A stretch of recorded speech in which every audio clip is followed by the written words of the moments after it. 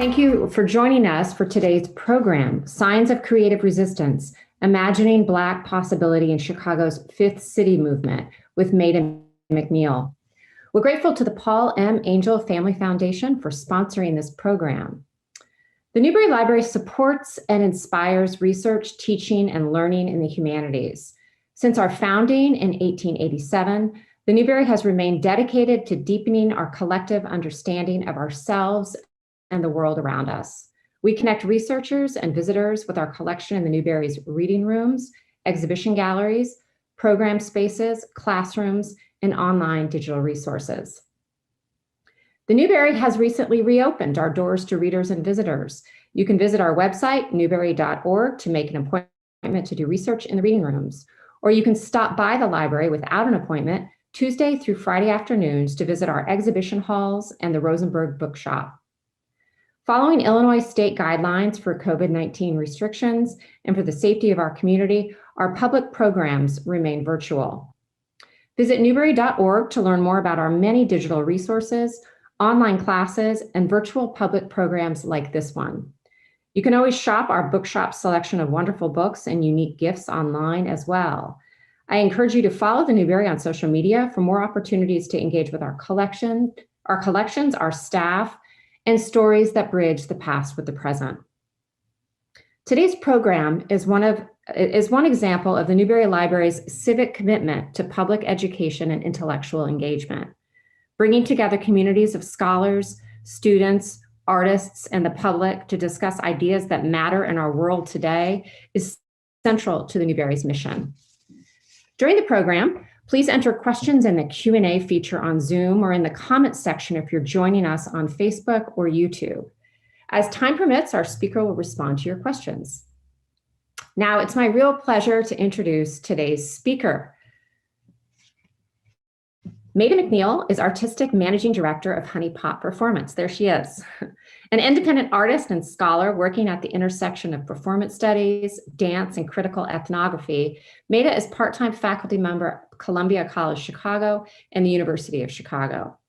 She also serves as Arts and Culture Manager for the Chicago Park District on a team supporting community arts partnerships, youth arts, cultural stewardship, and civic engagement initiatives across the city's parks and cultural centers.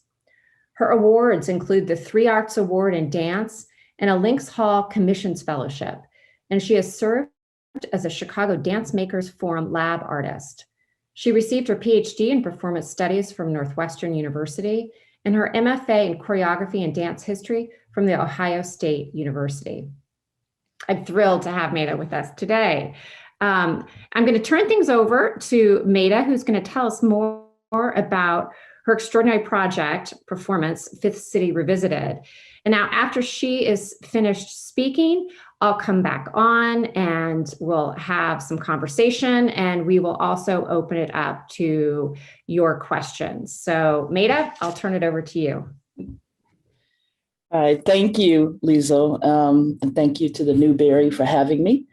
And I'm delighted to get to talk to you about the Fifth City Movement and the Fifth City Revisited project. The way I'm going to talk about this project is I'm going to give the first half, I'm going to dive a bit into the rich archive that I was able to get access to as I embarked on this project. And then I'll talk about specifically about the performance project that I created and in the midst of still creating. But I'm going to start with the genesis of the work. And so Fifth City Revisited is really a kind of multi-strand structure. And I'm trying to weave together 3 narratives. There's the narrative of my family, myself, my parents who were part of the original movement. And my grandmother's house was in the Fifth City neighborhood. I spent a lot of my childhood in that neighborhood, went to the preschool. And so trying to make sense of that as an adult and what that movement meant. Then there's a kind of layer that is about unpacking the whole design and implementation of this radical community experiment. How did they how did they do what they did, and how did they sustain it for almost 4 decades? And what happened, right? Why didn't it continue? And then there's this outer narrative that is really about the greater West Side of Chicago and a history of underdevelopment and disinvestment. And so I'm going to talk through that. So next, I wanted to give you a sense of the boundaries of the project. So Fifth City, the community is in Garfield Park, East Garfield Park. And when it originally started, it is this kind of smaller triangle that was bounded by Kedzie Avenue, Fifth Avenue on the diagonal, and Congress or the Eisenhower to the south, and was really concentrated in these 16 blocks where they did a lot of development and movement work, and eventually, after several decades, over some time, they built it to expand to 40 blocks. You can go to the next slide. So I want to situate this movement and the scale of it within these three kind of core, the spine of it, these three core ideas that it's built around. So next. And the first is this idea of core values. So there are 5 what they call presuppositions that the whole project is built around. The first being this, as I showed in that map there, having this highly delimited geographical area. The idea of kind of intimate scale is really being important, that you have to be able to speak to your neighbors and to be able to address these problems, right? To be at that smaller scale. And to see change happen. The second is this idea of the depth human problem, which is really about kind of shifting images. And so much of the work is related in the core values that are below that, right? About symbols, right? That we have to shift our images, what we build around us, what we adorn ourselves with, the things that we speak and talk about in order to shift us into transformative space. And so you'll see a lot of those symbols and the ways that they made those things work through the built environment, through adornment, through the investment in local leaders. And then the final 2 principles are these ideas, and those really dovetail together. So we have to deal with all the problems at the same time, and we have to deal with all the age levels at the same time. So there's this notion that, I think, that there are no single issue lives, right? And so that is both this idea of lifelong education as a spiral of learning, and that we have to care for everyone at the same time and lift everyone up at the same time. And that, we're not just dealing with housing or economics or voting or rights or whatever, that all those things come together, and we have to figure out ways to deal with them together. Next. Then there's this idea of stakes. So this building block after the core values of kind of at this kind of intimate level, the stakes are these almost like block clubs, right? They break the original version of the movement in these 16 blocks was 5,000 residents. So they really broke it down into, you see these quadrants, right, of facilitators to folks in the neighborhood, and gathering folks weekly to talk about, to learn and talk about, and come to consensus about what the issues were, and then to begin to problem solve solutions that they could activate together. Next. And then this builds up into what they call the guild network, which is really thinking about like, what are the skill sets we need? What are the talents that we have already amongst us?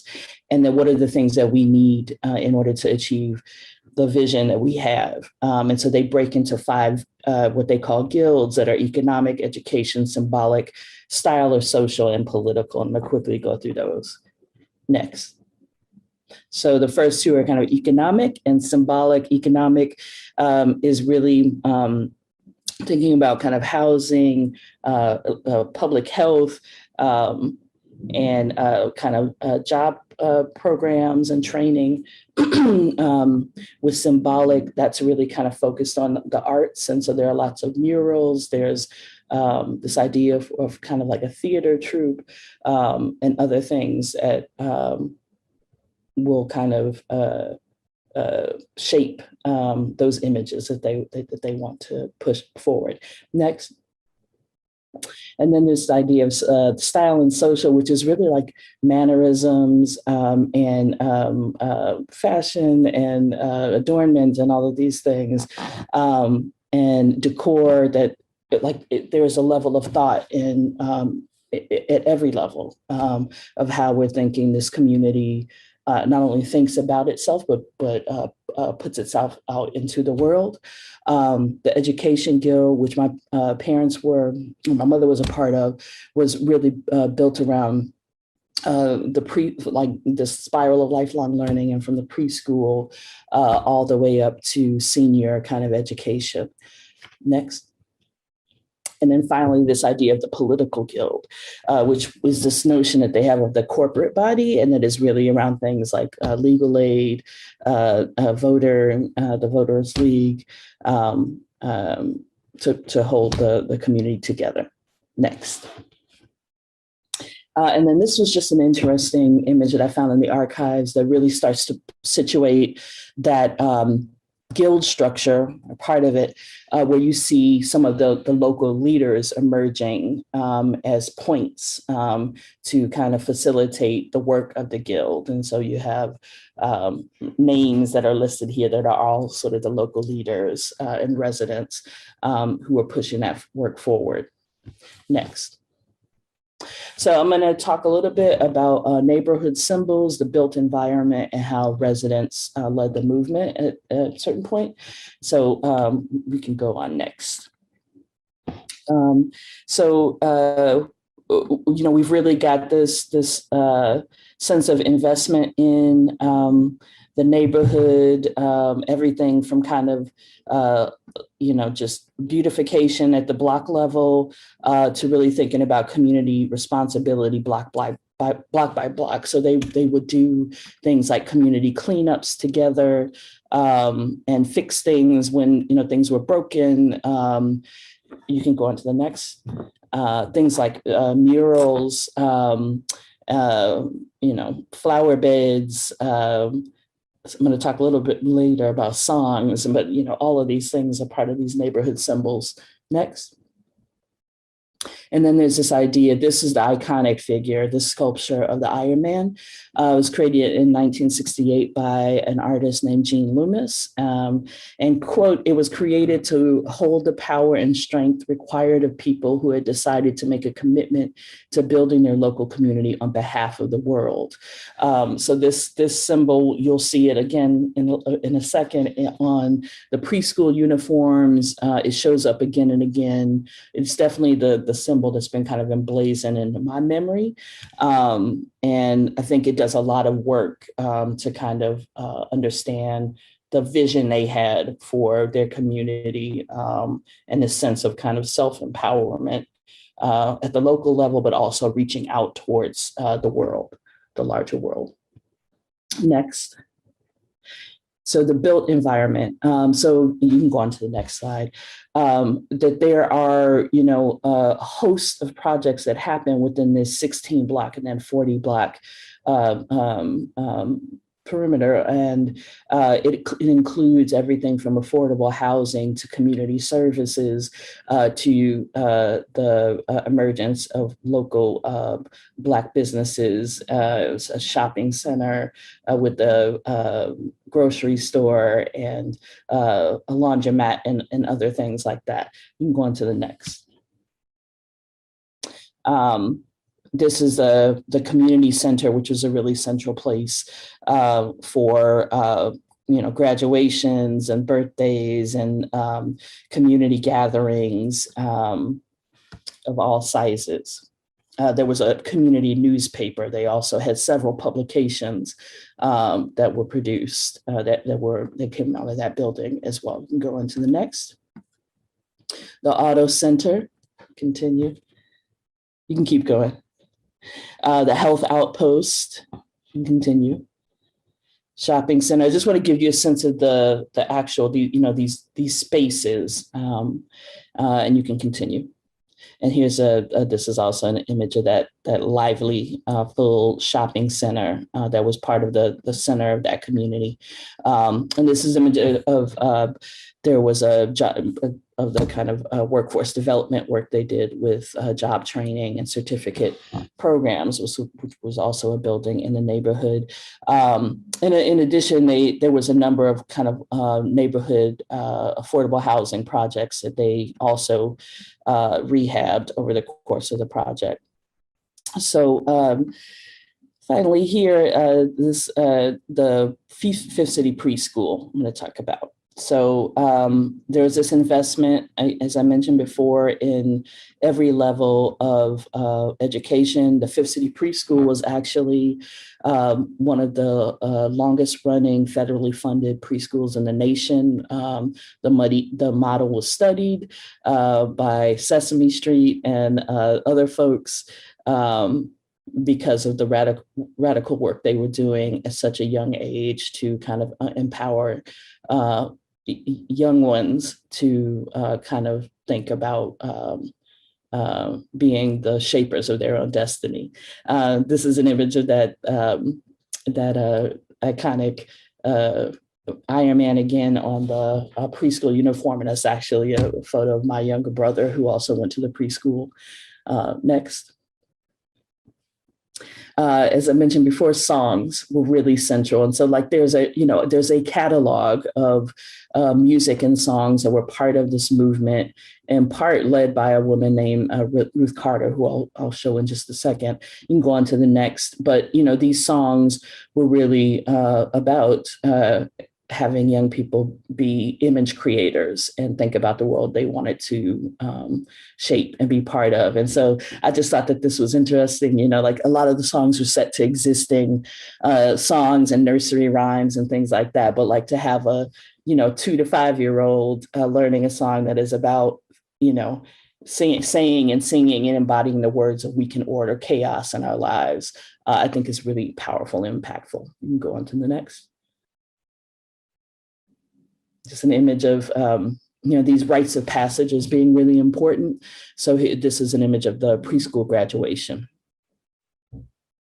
And then again, with the notion of songs, that goes all the way up, right? And so there are also as part of that song catalog, these songs that the community would sing together at their gatherings. So this is lyrics from one of those that is really, shows both the passion and centering on the micro, local, hyper local, but also thinking about the connection to the wider global world and universe. And just this was a find in the archive of my dad is on the left on the end. So like it was things like this where like I don't my parents aren't really present anymore. So the archive being a place where I could begin to piece together some of their engagement and involvement and understand the ways that they were part of this process. You go on to the next. These are some of the preschool teachers that were really part of leading that movement, and also local residents. Ruth Carter is at the center in the back there. And this part of the story that I found in the archive about her is that she entered as like a resident and just said, I wanted to be part of something that would shift my community, and fell into this work of the Education Guild and the preschool, and then became its director for decades. So going on. Resident-led change.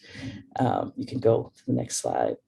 And so this is, as I was mentioning before, the investment in the elders, that like the young ones having their rites of passage and graduation, that you have symbolic moments like that as well for elders. Going on. And just images of kind of that, this is in the inside of that community center, and seeing would have been in the 80s, at the kind of third decade of the growth of the movement, and the ways that they were convening folks at that time. Next. Of some of the local leaders, Verdell Trice, Leela Mosley is at the other end, and they, in many ways, became some of the key spokespeople for the movement at the local level. Leela Mosley again.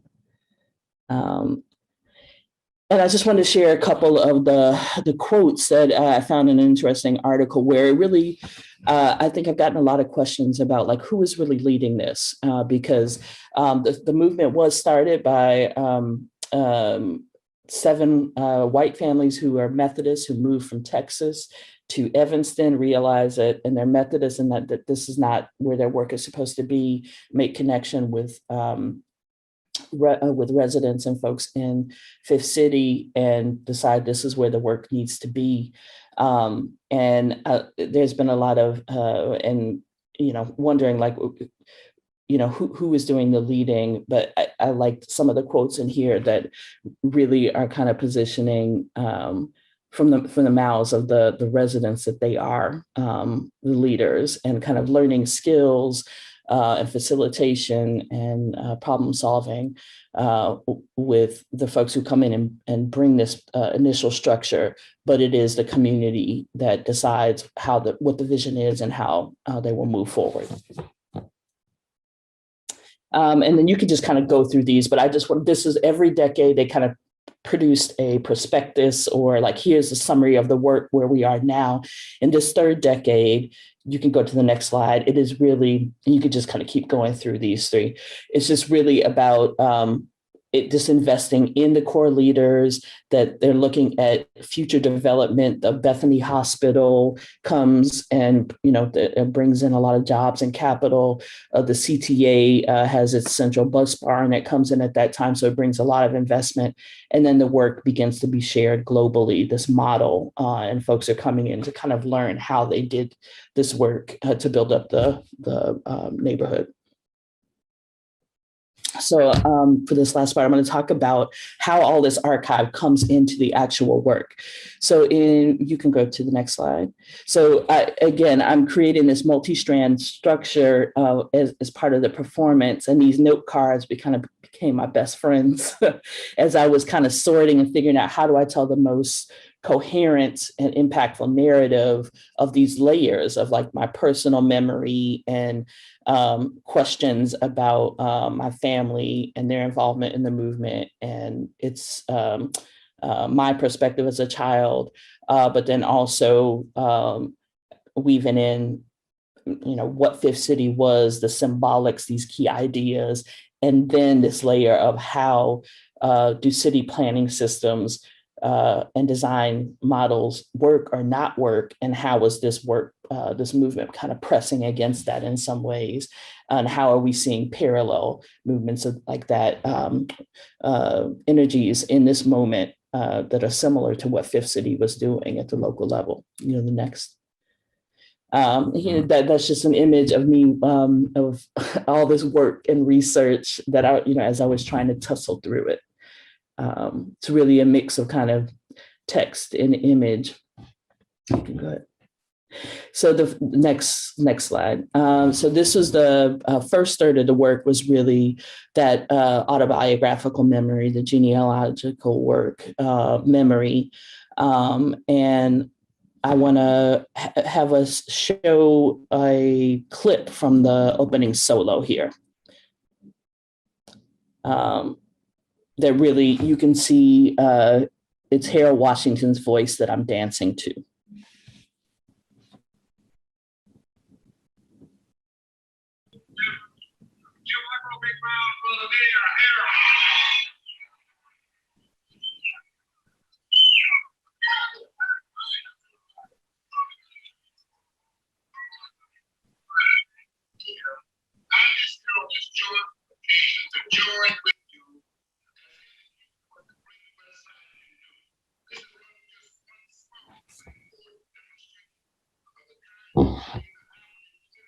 So I don't know how well you can hear the audio from it, but it's the opening. What is being narrated is the opening of the shopping center that I showed you.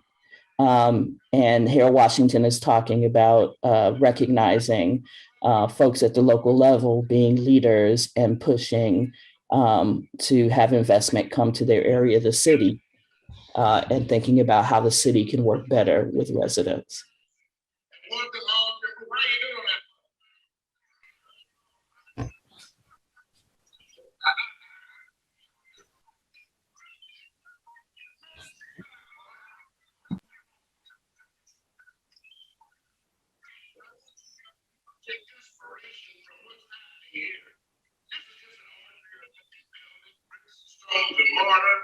Inside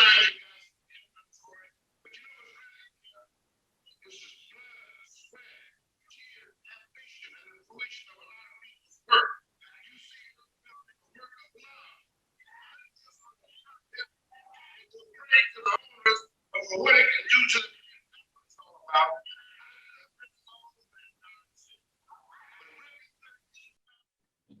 what you can hear of that, but in a lot of ways, I work with the voices of the movement that I was able to find, digging around. And so there's folks like, Harold Washington, Verdell Trice, Ruth Carter's voice, and others.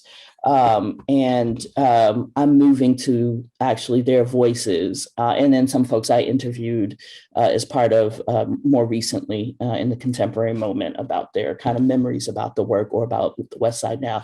But so part of the movement, the artistic piece of this is the working through these voices as a kind of inspiration for movement.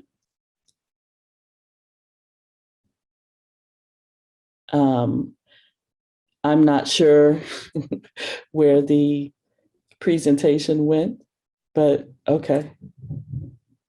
Okay.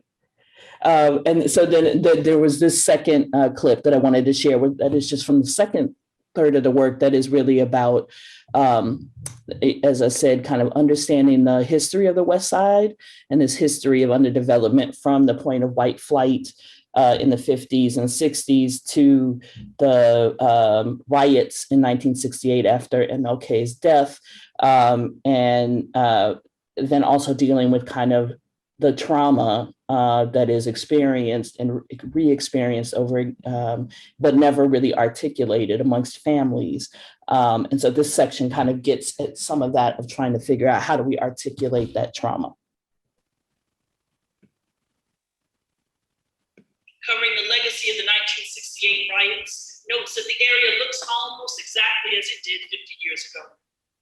People from the community, including defiant residents, retired police officers, an admitted rioter, and civil rights leaders were all asked their perspectives on a persistent question. Why are pockets of the West Side still so decimated?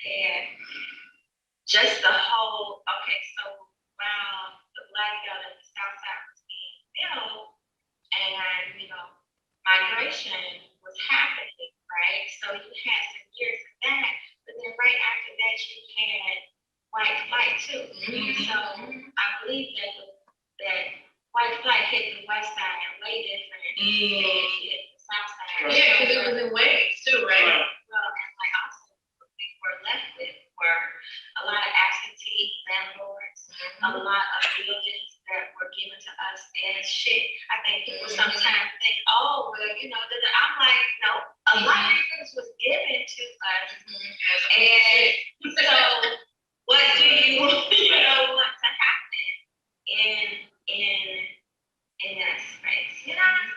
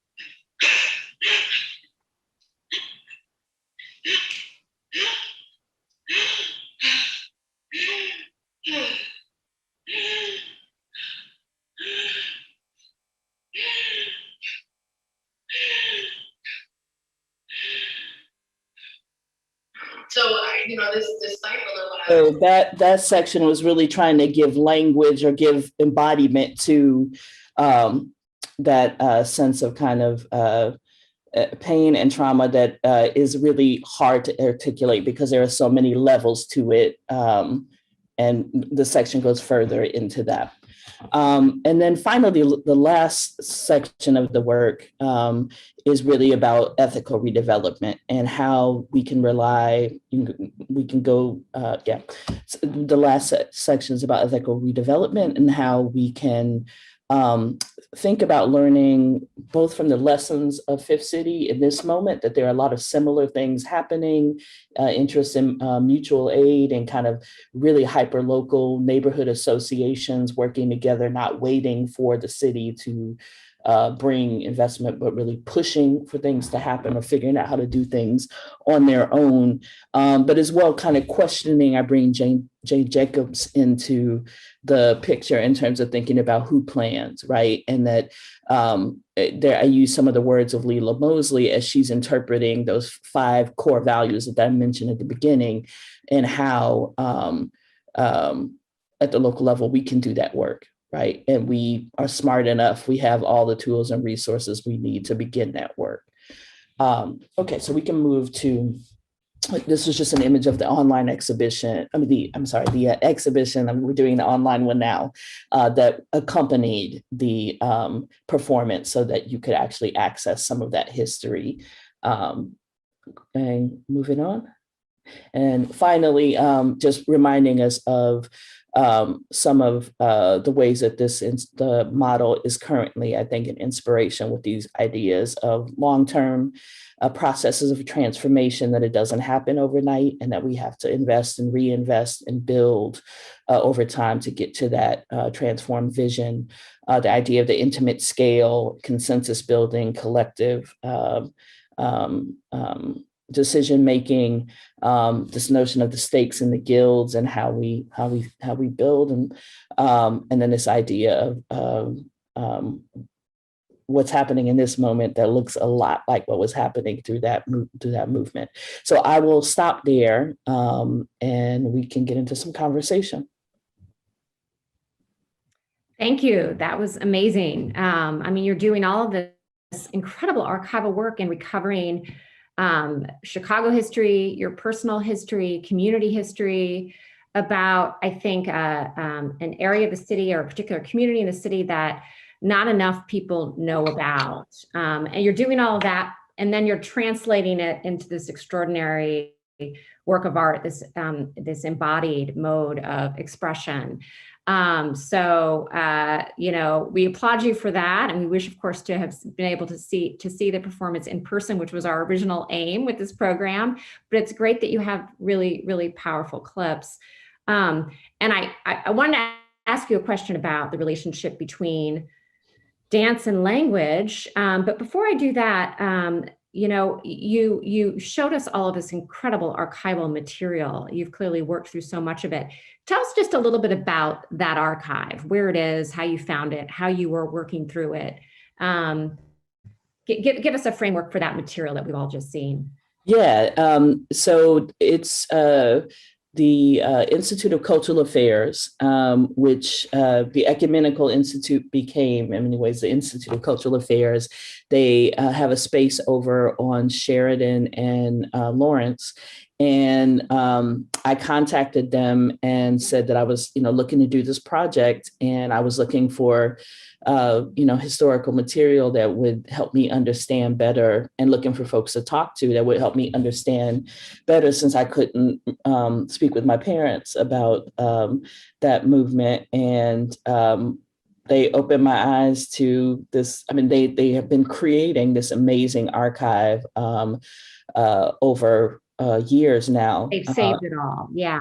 Saved it all, digitized it, categorized it, cataloged it. And in many ways, I was kind of a test subject to kind of figure out, like, they gave me the big book and said, if you can find what you need. And there was your father, and there were your teachers. I mean, it's such personal history as well. Do you have a sense that most Chicagoans and outside Chicago don't know the history of this community, which lasted for, as you're suggesting, 4 decades. That we got a lot of questions like, why have we never heard of this? I mean, if there's an incredible archive there, why do we not know the history of this really amazing era of self-empowerment, of community organizing, of people taking care of others among whom they're living? Yeah, it remains a question for me, and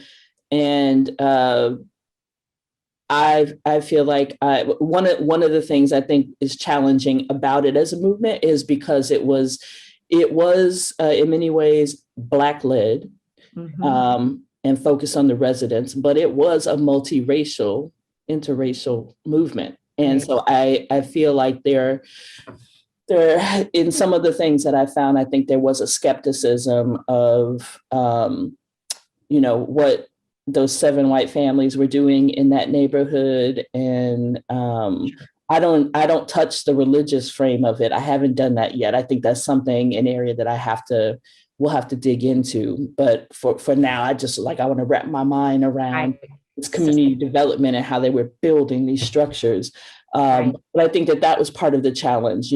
Some of the criticism that I did find in the archives was about, oh, well, this is kind of a utopian project and this could never work on a larger scale, Well, we're 4 decades, 5,000 people, that's not short-lived, that's not ephemeral.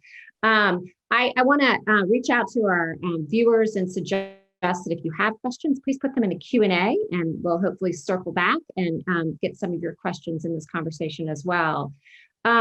So I'm sorry the sound on that first clip wasn't as sharp as it might have been, because that's the clip. I mean, it's Harold Washington's remarks at the opening of that shopping center, right? And here you are performing to a really extraordinary speech, and yet it is a speech. It's not music, and it's a speech of a particular historical figure so important to Chicago. I mean, there's a real rhythm and like a lyricism to his language. He says at one point, blood, sweat, tears, ambition, fruition. He says, can I get a witness at one point? And you're moving to that. Tell us about that. How did you parse that out? What is the relationship between your movement and the words, the language? Yeah. I mean, I think early on, I recognized that. So there is music in the work. I do dance to actual songs at points, and it's all movement music, struggle music, Miriam Makeba, Mavis Staples, but I also felt like, to me, the voices are musical, and like it is the listening to the way a voice, the timbre, the pauses, the inflection, the breath, that all of that does create this kind of rhythm. And I also have a background as an ethnographer. And so there is something really powerful to me about listening to people speak in their own words and their own wisdom, articulating their truths, and like how to embody that. So throughout the work, there are about 4 or 5 different, maybe a few more voices that I actually moved to. And I'm thinking about like, how do I embody the spirit of what they're saying through movement? Right. There's a related question from Susanna Sandoval. She says, were you using specific dance styles in the first clip there, accompanying Harold Washington's voice? Maybe you can talk a little bit about what those styles are and if they have emerged out of your training in Chicago and elsewhere. Yeah. So, I mean, I have a background as modern, postmodern dance. And so, the direct lineage is I study with Joseph Holmes dance school and theater. And so Graham, Horton, Limon, those were all part, some of the first movement vocabulary that I learned. But I was also always in the social dance and house music. And so, kind of Black diasporic, like the bedrock kind of foundational qualities of that movement in terms of like low weighted hips to the floor, like those things are important to me as movement principles that I'm working with, right? So I feel like I'm not necessarily moving in a specific style, but I'm drawing on all of that movement, learning, and heritage to kind of create this narrative about the city. I mean, yeah, Right. the city. Would you call your movement a kind of fusion, more of a fusion technique in bringing various kind of techniques together? Yeah, Yeah, I okay. would say Curious. you can't separate me from that, the modern Right. training, the postmodern training, Right. the It's all there. being in club settings, like all of that is part of my movement aesthetic. Right, right. And you're also deeply involved in Honey Pot Performance, another dance, a group. This is not a piece, and that comes out of Honey Pot Performance, but it's related to the work that you do with others. Could you talk a little bit more about that? Yeah, so this is actually the first evening length solo work I've done, but it felt like it was a project I needed to take on. And it was a story I needed to tell, but it definitely does draw upon a lot of the ways that we make work within Honey Pot. And Honey Pot it began as a artistic collective, Black feminist collective of women who came with different kind of creative talents, but wanted to make together. And so I loosely kind of directed the group. But really it was, everyone kind of deciding like, what are the works that we're going to make and how are we going to tell these stories together and how we're going to use movement and poetics and historical data and, sociological data to, and then we added a fifth collaborator who is a DJ and a man, Jody Presser. And so how do we bring all of those skills and talents together to be able to kind of make evening length performance works that are always also involved in kind of public humanities programming and things like that. So yeah, amazing. Honey Pot Performance, for those of you tuning in, check it out. I also, maybe it's worth noting that this piece, Fifth City Revisited, which you've talked about, is an ongoing project, right? The clips that you showed us were from 2019 at Links Hall, but you're still developing the piece, right? And that you're filming it. And when you talk about, at some point, maybe you'll grapple with the religious dimensions of the piece, that could be something you include. So it's a kind of a work in progress. I have a question from Joan Lynch. She asks, what was the date span of Fifth City, these 4 decades? I think people are curious about exactly when it began, if if it's still going in some capacity, and if not, why not? Mm-hmm. So it began in the early 60s. I believe 1963 is when they began working with the community, bought a property from the First Church of the Brethren, and began living there and working with residents. And then, so I think the 60s were really where they were kind of forming, like, what are these, how do we connect with community? How do we figure out what the issues are? How do we begin to work together to, as kind of like one collective body to start to address some of these things? And then the 70s began to build up these, the structures of the kind of guilds and beginning to do a lot of the development projects in the actual built environment and affordable, the rehabs of the affordable housing and things like that. And in the 80s, it just continued to kind of grow and began to have that kind of also the conversation with other kind of global communities about their work and sharing the model. But I think also at that end, so early 60s to like mid 90s, I think, and then things start to really go downhill. And that's also that's one of the places where I don't have solid answers yet about why it, quote unquote, if you want to say ultimately failed. But I think that like one of the things that I that because that preschool is still there, that Iron Man is still there. I am here, and I think like I said, by doing this project, I realized how much like the work that I do. I'm like, oh my gosh, the parallels, like what my principles and values are so wrapped up and aligned with so many of the things that were central to this movement. I think that a lot of the project lives on in just the way that people live their lives and continue to take that those ways of living and working with other folks. And there's some kind of power in that. But they also did a bunch of global projects. So pieces of it also, I think, went around the globe. They are things like the sustainability network here. Now something called TOP, the Technology of Participation, which is they built a whole facilitation strategy out of all of the things they learned. So I think all of those things continue what was the initial work of Fifth City, but transform it, adapt it in different ways. When you were growing up, were you aware that this was a different kind of community?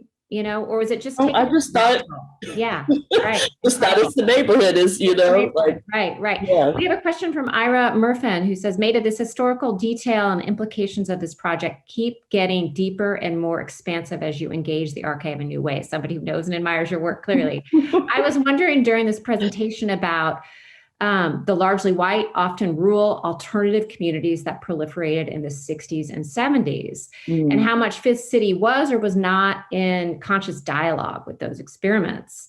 Maybe did it differentiate itself from those utopian communities? This viewer is especially thinking about the changes of unrealistic utopianism you mentioned. Great question.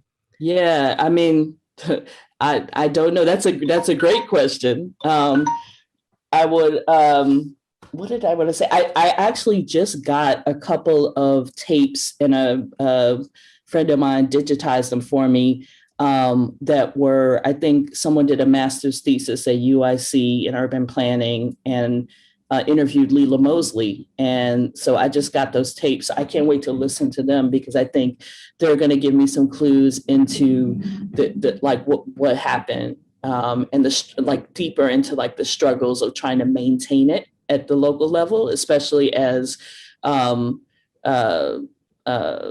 ICA or Ecumenical Institute began to pull out, because their whole thing was, we will start the catalyze, work with folks, train, help them get achieve part of their vision, and try to pull out so that folks on the ground, residents, are leading it. But I think that was one of the things that ultimately made it, not continue to work out. So I think that there might be some clues in these tapes that I want to unpack. Right. Absolutely. Yeah. I look forward to seeing how that develops the work as well.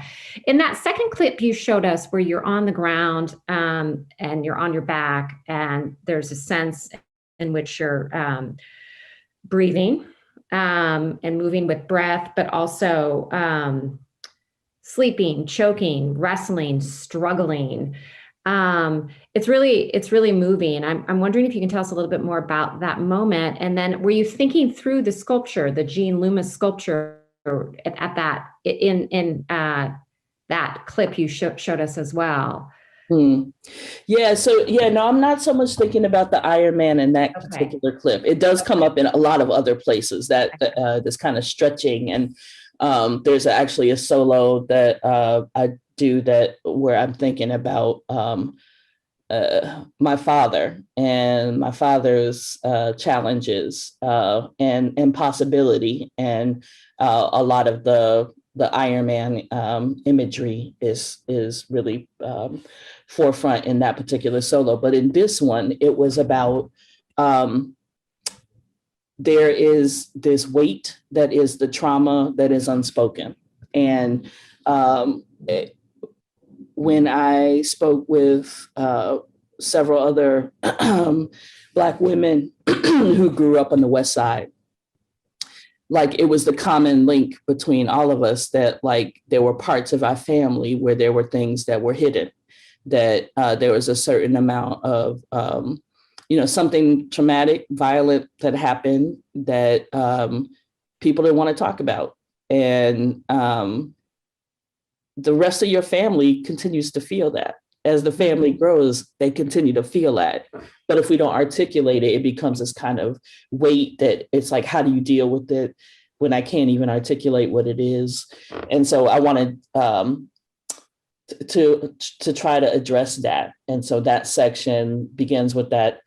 So like goes from the riots and the impact of the riots, it's physical scarring on the West Side that you could still see that in, block after block of kind of scarred buildings, or, just places where vacant land where buildings used to be, right? That you could see that. And then how do you see that on bodies? And there's a poetic section that follows the solo that is trying to unpack that as well. Right.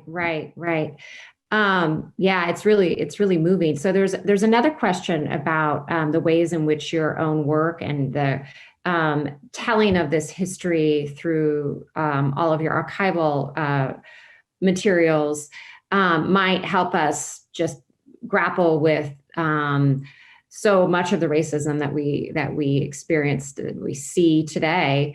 Maybe that's a way of just talking a little bit about past and present. I mean, as we live through this extraordinarily difficult year for so many people, how are you thinking about this work maybe differently after this year? I think it's only kind of reaffirmed like the importance of it, of this kind of working in smaller scale, of trying to really lean it into process-based kind of solutions. And so like Honeypot has always worked that way in the building of our works, that like they're slow cooking works, and that we take the time to work with communities about whatever the subject is for like 6 to 8 months to just kind of have conversations, gather stories, and then see where that leads us to building a world and tackling whatever the questions are, the issues. And I feel like that's the kind of thing we need right now. That's how we can process and solve our issues and problems. I also think that we're seeing a lot, specifically in Chicago, that there's some interesting things happening on the West and South Side. Both like, first I was seeing, because I also work with the Park District. So like I have a vantage point of the city from that job. And so I was seeing a lot of kind of neighborhood energy, and organization bubbling up. And so like there's like rage on the residents of Greater Englewood, and there's 360 Nation on the West Side. So, seeing things like that, and there's countless other examples of that kind of organizing that are happening now. And so thinking about like, how do we just continue to uplift those networks, bring more resources to them? You've got, citywide efforts like the Invest Southwest, which I think is really provocative, that we've never seen that kind of level of investment in those areas in the city. And I'm very curious to see, like, will we stay the course and like have that kind of 40-year vision that it will take that long to actually undo the harm that's been done. So, watching and seeing. And then Honeypot is actually, we're working with the city on, they're doing a new master plan of the city, which is something I didn't, that came up after this work had happened. But it just, as soon as I heard about it, I was like, oh my gosh, on a city, and they're talking about it being a multi-year initiative, right, so that it's not top down, and so that it can right. really, so that kind of new look at community organizing, people on the ground getting work done, and mutual aid groups that have certainly, I think, been more visible. People have been made more aware of that kind of work during the pandemic. that in some ways is also at the heart of this history that you're recovering. Yeah, that's really powerful. We probably only have time for one or two more questions. There's one question about your work in the archives, and when you were going through a lot of that material, did you see any evidence of the Head Start community within the archives? Yeah. Yeah. So in what ways? Tell us a little bit more about that. I mean, just that the preschool, like there's a huge archive there that I haven't even tapped. Like, I just got into the space of like looking at the symbolics and looking at, pulling some of the songs and, there's a whole concept of imaginal education, which is at the center of that early childhood framework. I went to the preschool, but I also know that they had some programs for like prior to 2 years old.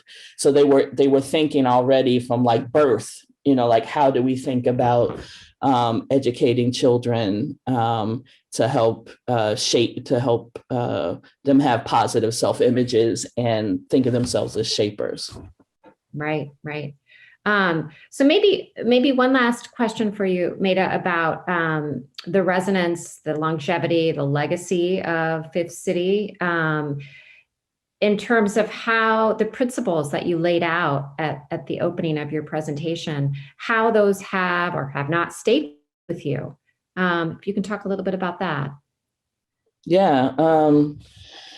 I think that they're everywhere. They're everything. I would definitely say again, like the work that I do with Honeypot in the parks, it is always trying to build out of small community first, and thinking about how do we build invitations for people to enter the rooms with us. And that doesn't always look one way, right? That we have to think about how we make space for different kinds of folks.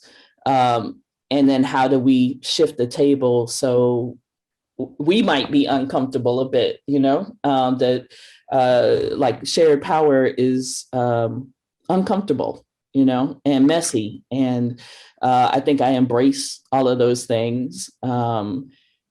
And I feel like those were definitely in operation in their work. And then I would say that, the core, like of the backbone of Honeypot is this kind of Black feminist framework, which I think is all about kind of these understanding these interlocking systems of oppression, and how they work at us, at the body, at the systems that we live in, at the ways we operate, and how do we work to undo that? How do we work to shift that? So I think those are all parallel to those core values and the work that they were doing. That's great. It's just incredible to hear you talk from your personal experience, but also your deep dive into the archive, and then to see how you take that archive and put it on stage. I think many of us are excited to see how this work develops and to see it in person at some point when we can. So thank you so much for joining us. Really appreciate it. And thank you to everyone for joining us for this conversation with Meida McNeal. And a special thanks to the Paul M. Angel Family Foundation for sponsoring this program. And thanks to you all for joining. A recording of this program will be available on the Newberry's YouTube channel in a few days. Newberry programs remain free and open to the public thanks to the generosity of our donors. During this critical time, we need the support of our entire community. Please support the Newberry Library by making a gift today. You can do so online at newberry.org/give. We look forward to welcoming visitors back to events at the Newberry as soon as it is safe to do so. In the meantime, please join us virtually. On Monday, April 19th, 2021 at 4 p.m., there'll be a Spanish language virtual tour of the Newberry's latest exhibition, Viva la Libertad, Latin America and the Age of Revolutions. Our programming series related to this exhibition begins on Saturday, April 24th at noon, and will feature a panel of experts who explore the latest scholarship on the Age of Revolutions in the Americas, focusing on independent struggles in the United States Haiti, Mexico, and South America. And again, you can register for these and other programs on our website, newberry.org. Thank you so much for joining us.